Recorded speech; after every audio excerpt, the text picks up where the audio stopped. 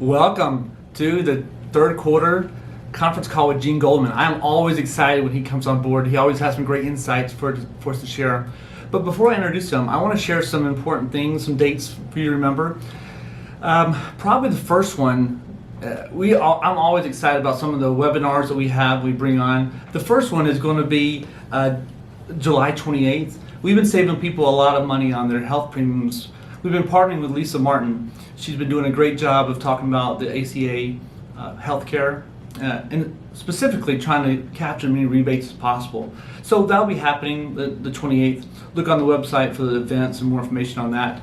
The second one is the August 31st. The managing director, Trevor Wild, we always do the halftime show. This is a great time for you guys to hear what happened the first half of the year and what we foresee happening the second half of the year.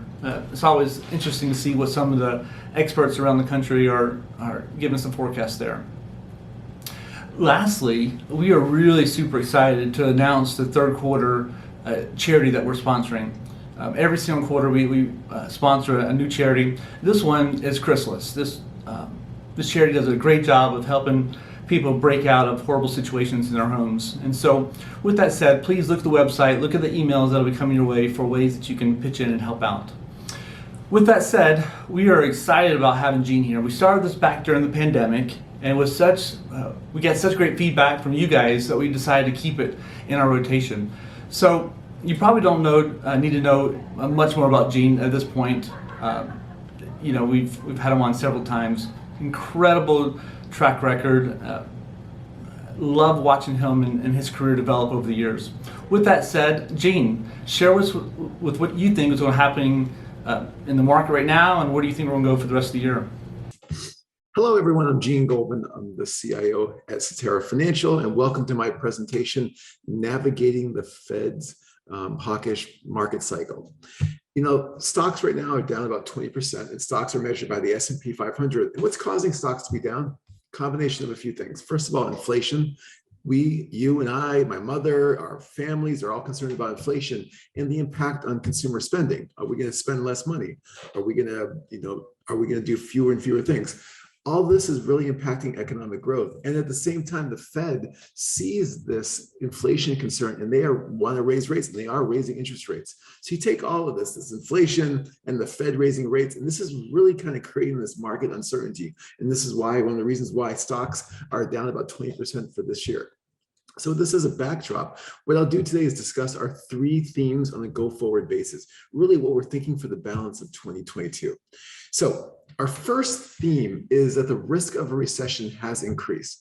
I know it sounds scary. I know recessions, we haven't had one. We had one in 2020, but that lasted 2 months and it was a very special recession. We haven't really had a true recession since 2008. And before that, it was 2000, 2001.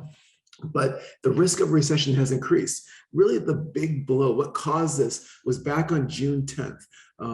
CPI, the Consumer Price Index, came out, and it came out well above expectations. But what worried the markets was that inflation was very pervasive throughout all the different segments, whether it was services, whether it was good prices. Inflation was very strong. Then 5 days later, on June 15th, at the FOMC meeting, this is where the Fed makes interest rate decisions, Jay Powell, the head of the Fed, came out in a very confusing manner, said that the Fed is willing to induce a recession in order to slow inflation. We'll talk about this. It's a little scary, but we'll talk about this because it's not as bad as it sounds. Our second theme is that if we do have a recession, which is not necessarily our base case for the rest of this year, if one does occur, expect it to be mild. And I'll talk about a few reasons why. Third of all, market volatility, these big swings in the market, up and down, 100 points, 200 points in the Dow.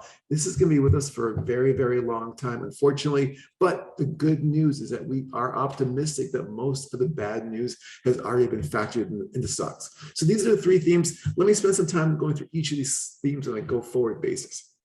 So if you think about our first theme is that a chance of a recession has increased, and it has increased dramatically. And there's two main reasons. Number one was that CPI report back on June 10th. The CPI in June, and then the CPI that came out in mid-July. both showed the same thing. And you see this chart here. This chart shows consumer price index. And we take a step back, consumer price index is just it's a basket of goods that we all buy, and the government measures the change in price. As you see on the far right-hand side, the consumer price index has surged dramatically. So this is what worries the market. Prices are increasing. We spend less money. We end up having to spend more money on food, on energy, and this really kind of throws the market into a tizzy. If you look beneath the consumer price index, because again, it was a very bad in the sense it was very strong for both June and July. If you look at this next slide shows what really is scaring the market so much. And what's really scaring the market is what's called owner's equivalent rent. So owner's equivalent rent is basically what landlords are charging us for rent. And the problem with owner's equivalent rent is a very sticky inflation. That means it goes up really fast, but takes a long time to go down. Also, there's about 1 year lag in terms of home prices. So if home prices are up about 31% in the last couple of years, and owner's equity in rent is really about a 1 year lag, we still have owner's equity surging more. Why do we call it sticky? Is that, again, it's slow, it's really fast on the upside, slow on the downside. Because if your landlord knocks on your door and says, hey, I saw CPI is down, I'm going to lower your rent, that does not happen. So again, it's a very sticky inflation that's going to stay with us for a very long time. And this is what worries the Fed dramatically. Then if you kind of take another step, if you look at this slide shows consumer confidence. This is you and I. How confident are we in terms of the environment, the economy, the stock market, everything, consumer confidence. And there's two lines on this chart. The purple line, the darker line, shows consumer confidence today, really what people are thinking today, what we're thinking today, and it's been coming down. The light blue line is the worry line. This is consumer expectations. This is our expectations. And you see it's dropped down dramatically. And what this is, it has a very high correlation to inflation. So with more of you and I are concerned about inflation down the road and inflation really sticking here for a long time, our confidence has fallen dramatically. And the ramifications are big. On a go-forward basis, we spend less money, we stop going on vacations, we stop doing things because we are saving money because we are worried about inflation. So this is what the Fed is watching very, very, very carefully. And this kind of ties into the second reason why the chances of a recession have increased dramatically. If you go back to June 15th, I know it's a while ago, but it's very important. On June 15th, the Fed met and the Fed decided we're going to raise rates by 0.75%. So why does the Fed do this? If you take a step back, the Fed has a dual mandate. First mandate is that they want to make sure we all have jobs, employment. They want really low unemployment levels. They really want us to all have a job. That's their first mandate. The second mandate is that they need to keep prices stable. They need to minimize inflation. And now they are starting to address the inflation concern because let's face it, the job market is really strong. And I'll talk about that in a second. So what the Fed basically said on that June 15th meeting, we are raising interest rates. And then when they raise interest rates, as we've talked about before, auto loan rates and home equity rates and mortgage rates all go higher. And this slows down the demand for like houses and cars and appliances and so on. This theoretically slows the economy down. But what really worried us is that on that June 15th meeting, Jay Powell at the end of the meeting came out in his press conference, said, in essence, we are willing to induce a recession in order to prevent or slow inflation. This is what really scared the market. The market is basically saying the Fed is going to raise rates much more aggressively than we anticipated. Okay, so let's go back. Okay, why are interest rates so important? Why does the Fed raising rates such an important component of our economy? Why are we so concerned about this? This chart is a great example. If you think about this, if you think about, let's say at the beginning of the year, you decide to go out and buy the median price home in the United States. You say, you know what, I found a great home. It's a perfect home. I'm going to buy it.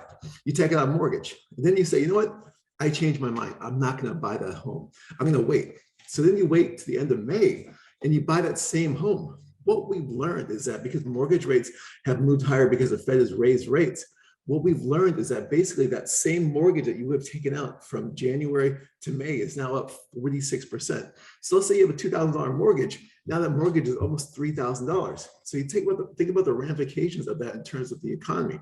Basically, there's less money to spend, less money to take vacations, less money to go to restaurants and bars and so on. So higher rates are definitely going to impact the economy. And this is what the market is extremely worried about. So you can think about the consumer is affected. You can think about manufacturing, you think of all the parts of the economy affected. If we take all the data, this slide shows what's called the City Economic Surprise Index. In the world of investing today, in the world of the economy today, the stock market likes when the economy comes in stronger than expected. If you think about investing 101, if you have the economy is very strong, companies sell more widgets, they sell more units, they just sell more stuff. Earnings move higher because companies are more profitable, and then investors see those companies with rising earnings and they buy those shares. I know I made some assumptions, but basically a strong economy equals strong earnings, which equals strong prices, strong stock prices. So the stock market loves a positive economic surprise. So what this chart shows, the City Economic Surprise Index, every time a data point comes in above expectations, the line moves higher. Every time a data point comes in below expectations, the line moves lower. And you see on the far right-hand side, as the Fed has been raising rates, interest rates are moving higher, mortgage rates are moving higher, car loan rates are moving higher, economic growth is starting to slow down. The data has fallen pretty quickly and pretty fast.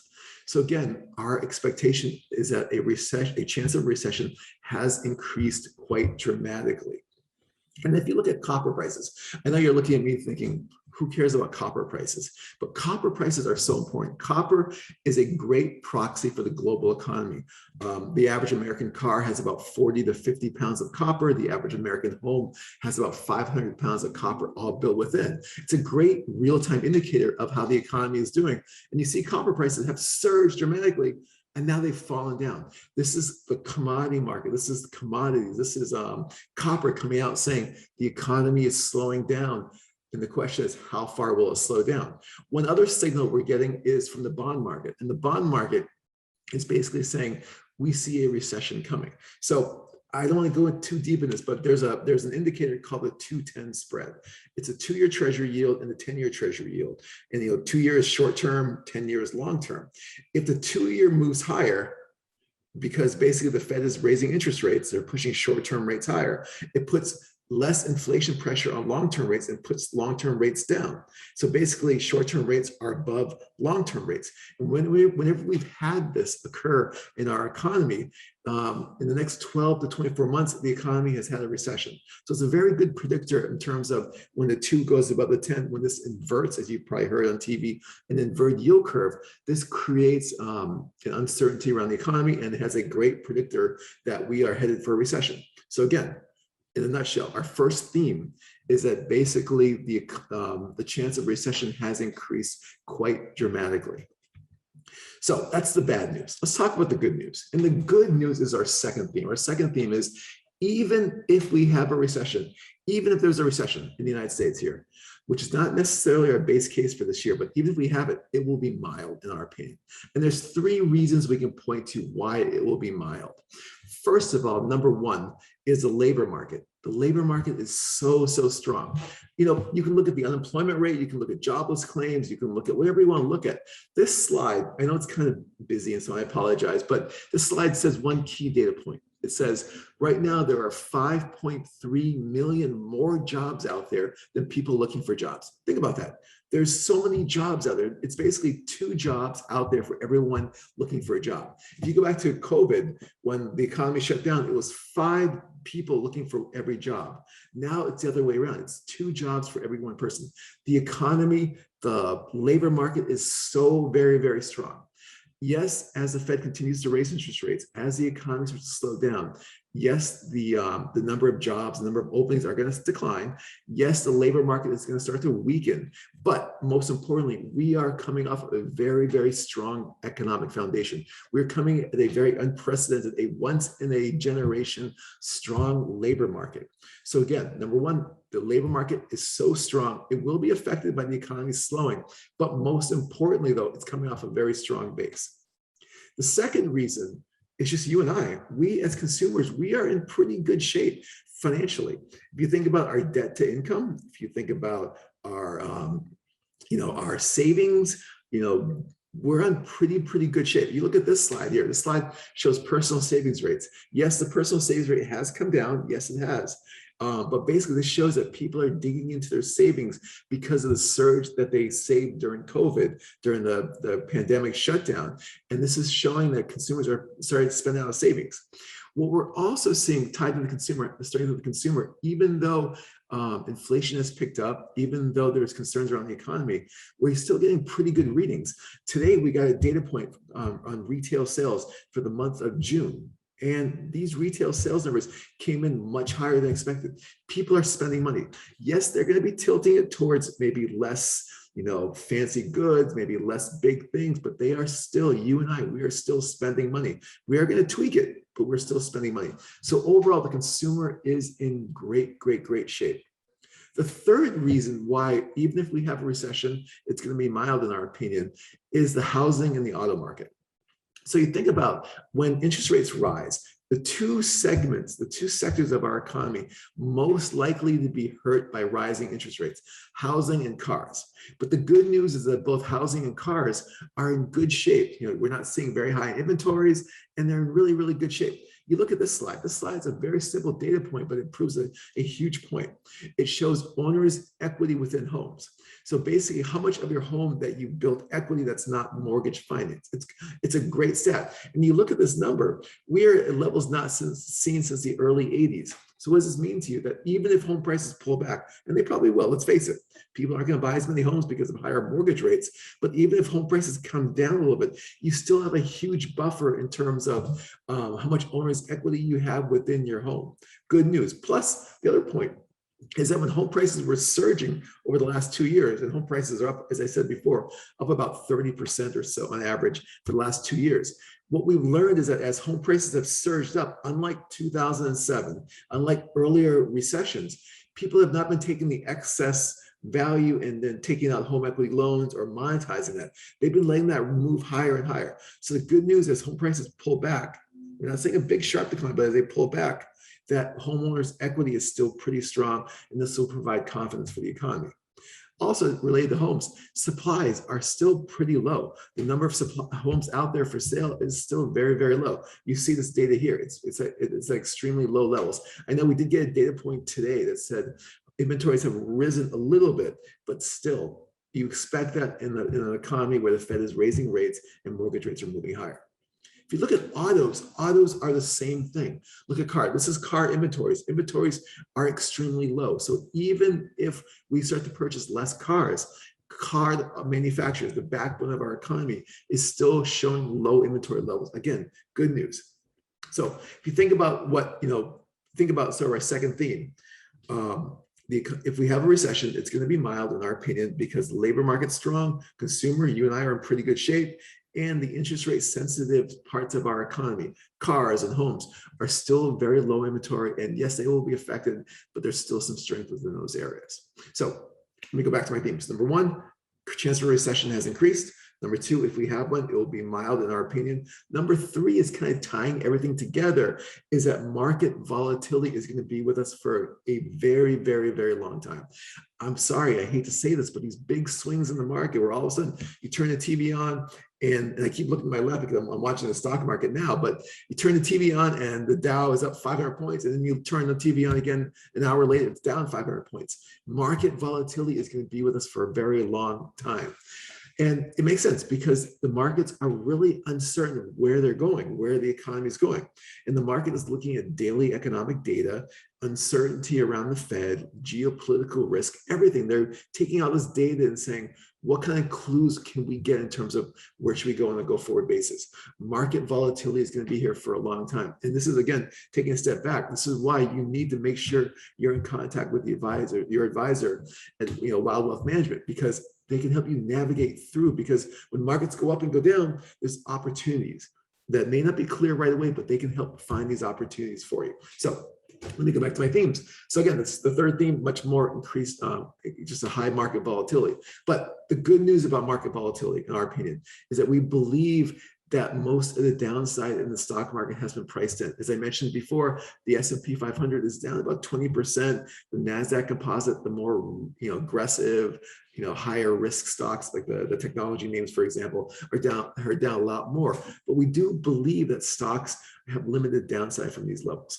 So before I talk about why, let me talk about if we're wrong. So if we're wrong, if you look at this slide, if we're wrong in terms of downside is limited, if you look at the slide, the horizontal line shows sort of our expectation of what the worst case scenario will be. And our worst case scenario is the S&P 500 today, which is about, let's just say about 3,800, falling down to about 3,400. That's about another 10%, maybe 12% pullback from these levels.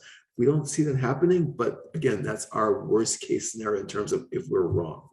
So the question is, why do we see, that we're potentially at a bottom, or why are we optimistic from these levels? And there's quite a few reasons why. The first reason is just what's called market capitulation. Capitulation means basically, you, me, my mom saying, you know what, stock market, I don't like the stock market. I want to get out of it because stocks keep falling. That's called capitulation. When people are like, you know what, I'm done, I'm out of the stock market, which is, history has shown that's completely wrong thing to do, but investors do this. So capitulation, we're seeing a lot of capitulation, and this basically is in multiple forms. Here, one capitulation is here in the slide, the number of stocks that are falling, they're not above the 200-day moving average. As that line gets lower and lower, as that number gets lower and lower, there comes a point where it becomes a buying opportunity. And you see, if you go back in time to say, the 2020 recession, or if you pull the data all the way back, whenever this, the number of stocks above their 200-day moving average are above, are around 10 to 15%, that's a huge sign of capitulation. Other signs of capitulation, and I know that the slide has a lot going on, but look at that horizontal, look at the line on the bottom, that chart on the bottom. The chart on the bottom plots something called bulls minus bears. And so what this is, if you're bull, you're optimistic, you're bullish, you feel really good in the market. If you're a bear, you're scared of the market. And this is a very much of an inverse indicator. So when there's everyone out there saying, I'm scared of the market, I'm scared of the market, that number on the bottom gets extremely negative, and that becomes an inverse data point. If you go back to look at 2008, very negative, very inverse. If you look at 2011, the debt crisis, if you look at early 2016, you can see when the numbers come down, and then stock market has rallied off those levels. I'm not saying it will again, but we're just saying that capitulation is clear in the market right now. So that's the first reason. The second reason, which kind of makes a little bit more sense, is what's called valuations. So if you think about my job is to look at valuations of the stock market. And one simple ratio that we look at, it's called price earnings ratio. It's the price of the stock market divided by earnings. When the number moves higher, stocks are more expensive. When it moves lower, stocks are cheap. But what you've seen here this year is that valuations have come down quite dramatically. From the beginning of the year to now, valuations in the stock market are down about 27, 28%, because basically earnings, that blue line going higher, the blue line, earnings continue to be strong. Companies are making a ton of money. They're selling a ton of stuff because in this environment with higher inflation, they love it because they can raise prices, and you and I, unfortunately, are buying it. And earnings are moving higher, valuations are coming down because stock prices have come down, and valuations have moved lower. So I know I said a lot of things, but the important point is that valuations have come down dramatically. Back at the beginning of the year, the PE ratio for the stock market was around 22. 22 is pretty high. And at that 22, it says, listen, everything has to be perfect. We have to have the economy being perfect. We have to have earnings being perfect. We have to have the Fed doing exactly what we expect. Today, with a valuation of around 16, as this slide shows, there's some wiggle room. Yes, it does not have to be perfect. So the good news, valuations are looking much more attractive than they have been in a while. The big wild card about valuations is that denominator. Remember, PE ratio, price earnings, is price divided by earnings.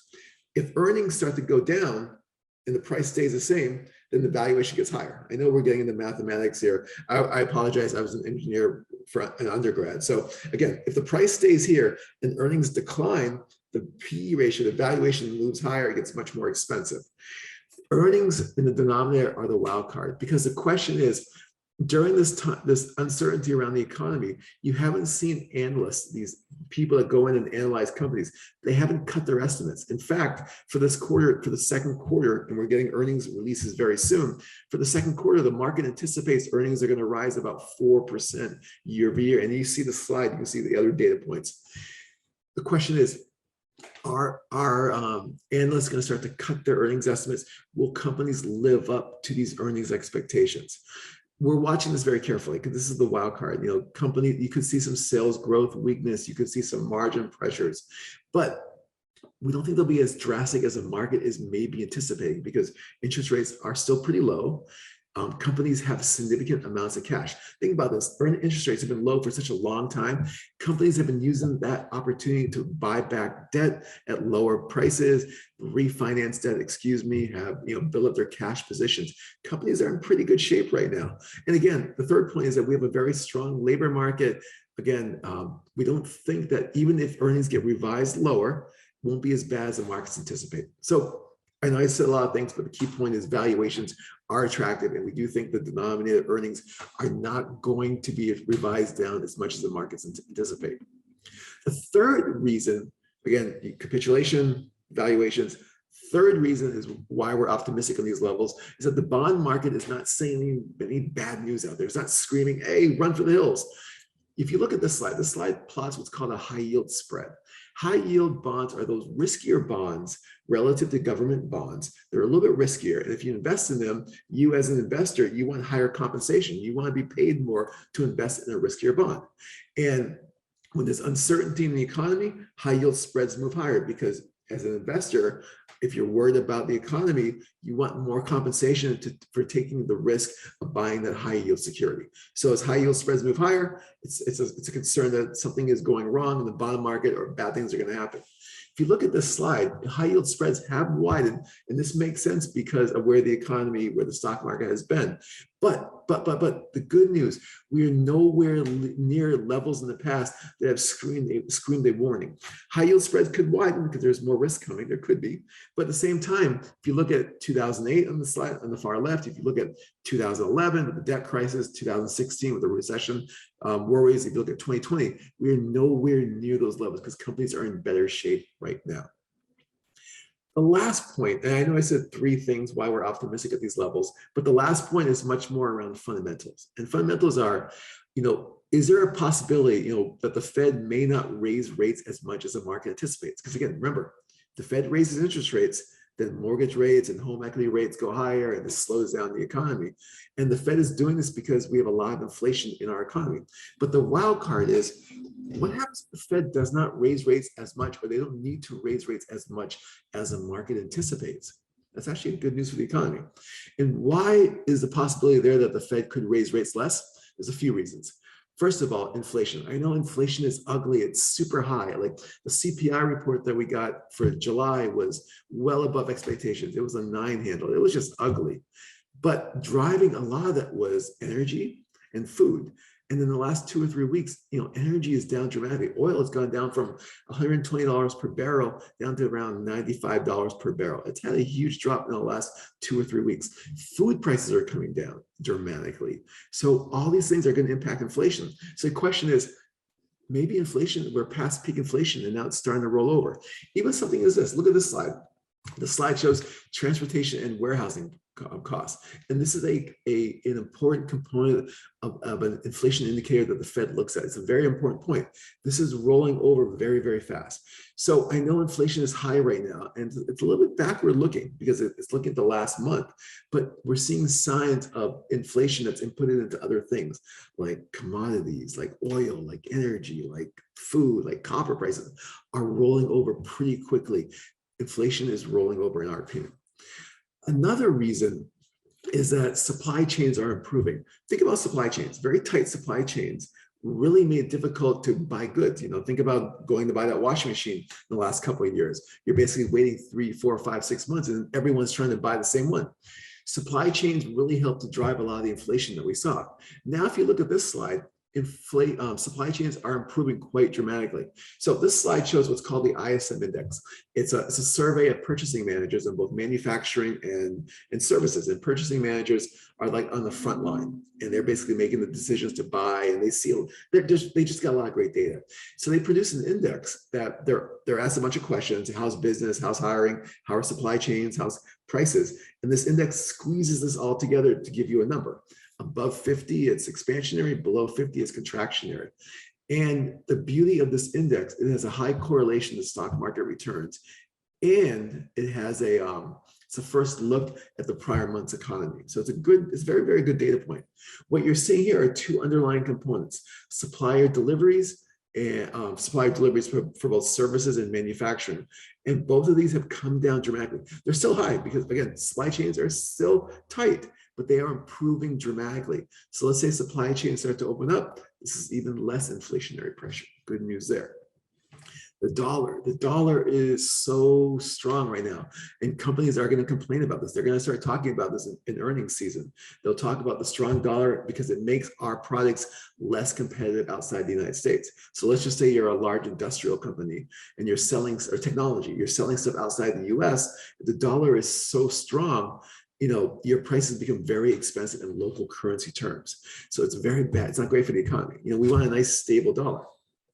If you look at this slide, you see this is the slide plots the dollar relative to other major currencies. Back in 2014 and 15, the dollar rose about 20% relative to foreign currencies. Because the dollar rose so much so fast, the Fed back then said, hold on for a second. This is acting like a rate cut because this a rate hike, excuse me, and this is starting to slow the economy. Let's pause on raising rates. I'm not saying the Fed's going to do the same thing, but this is going to give the Fed pause in terms of the dollar, which you see on the right-hand side. The dollar in the last year and a half or so has rallied about 18%. Again, stronger dollar acts like a rate hike in terms of our economy. And then overall, the slide in a nutshell says that inflation expectations, the market is seeing all the stuff, supply chains opening, data starting to roll over, energy prices starting to come down, food prices coming down. The market is saying, and you see on the right-hand side, inflation expectations for the next 5 and 10 years are starting to come down. And even the consumer, you and I, some of the reports that we're contributing to, surveying, and are showing declines in inflation expectations. Good news there. So all I'm saying is that the potential is there that the Fed could take all this information, and there's a chance that the Fed could raise rates less than the market anticipates. And you see this slide. This slide shows what's called the implied Fed funds rate. This is what the market thinks the Fed is going to do. The Fed will raise rates to by June of next year. And you see it's starting to roll over. This is the market saying, we see inflation starting to roll over. We're seeing supply chains opening. We're seeing all these things that could cause the Fed to raise rates less than the markets anticipate. Good news there. So I know I went through a lot of stuff, and I really apologize. Our 3 themes: number 1, the chance of recession has increased, unfortunately. Number 2, the good news: if we have recession, we do believe that it will be mild because of the reasons I outlined around a strong labor market, around consumer being strong, and just the strength in both housing and autos. And number 3, market volatility is here for a long time, but we do believe most of the downside is limited. The thing about the stock market is a forward-looking vehicle. It looks at it anticipates what's going to happen on a go-forward basis. The market, in our opinion, was already pricing in this recession. This 20% pullback in the S&P 500 is pricing in a recession. So if we don't have a recession, which is a possibility, or if the recession is mild, the good news is that there's some appreciation potential at these levels. Great news. Also, the market, as I said, is a forward-looking mechanism. There comes a point where the market is going to say, okay, no recession or a mild recession. We have a recession. It's already priced in. It's going to look to say, okay, what happens after the recession? And the market starts to price in a recovery. So you look at these data points. And I know these are all historical data points, but it tells a story. The story is that as the market starts to pivot from pricing in a recession to pricing in a recovery, market returns have been very, very, very strong. So this is one of the reasons why, capitulation, a lot of investors say, you know what, I'm out of the stock market, I'm done. And they time it at the wrong time. So if you take everything together, the market is volatile. The market is going all over the place. And what do you do? And what I've said to you every single time we talk, 2 things. Number 1, you need to be diversified. We don't know if growth is going to outperform value. We don't know if non-US will outperform US. We have some ideas and we have some overweights and underweights, but we don't know exactly. So the key thing for you is to be diversified, have exposure to different parts of the market. Be allocated to a little of this, a little of that, because you don't want to bet on one specific part of the market, because if you're wrong, it's detrimental. The second thing I've said to you many times is stay in contact with your advisor at Wild Wealth Management. It's very, very important, because they need to make sure that your portfolio, your diversified portfolio, is consistent with your overall investment objective. If it's too aggressive, there's too much risk in your portfolio. It can be too conservative. There's maybe not enough to meet your long-term goals. They need to make sure what they built for you is consistent with your investment objective. So be on the phone with them, contact them, be in constant contact with them, go over what's going on in your life, because they need to make sure your portfolio is built just for you. It's diversified perfectly for you. So I know we spent a lot of time. I really thank you for joining us today. Really appreciate your time. If you do want to follow us on Twitter, I know a lot of you use Twitter. Cetera IM, is our Twitter handle for our investment team, and we tweet a lot of stuff about the economy and markets. If you want to follow me, I tweet about markets and the economy, and my dogs that bark a lot during presentations. You can see my Twitter handle here. Thank you so much. I need to show you these disclosures to make sure that we're all on the same page. Thank you so much. Thank you so much, and hope you have a great day. Thank you. Gene, thanks so much for sharing that. This is incredible. This is some interesting stuff, specifically about the interest rates. Guys, if you have any questions, please reach out to myself or your advisor. We'd love to hear from you. Thanks so much. Have a great day.